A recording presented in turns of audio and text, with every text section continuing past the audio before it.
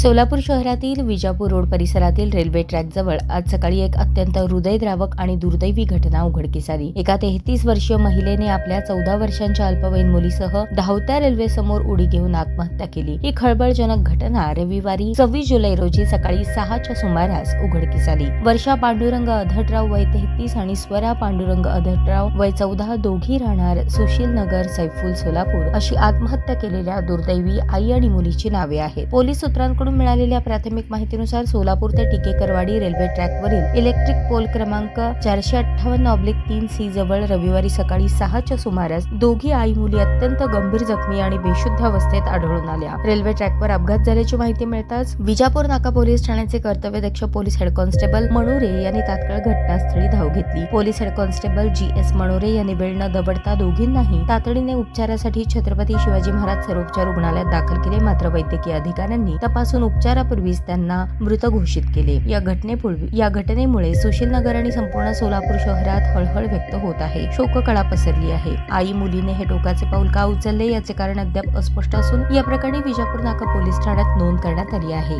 Police पुढील तपास करत आहेत। ताज्या बातम्या पाहण्यासाठी प्राईम महाराष्ट्र न्यूज चॅनलला सबस्क्राईब करा।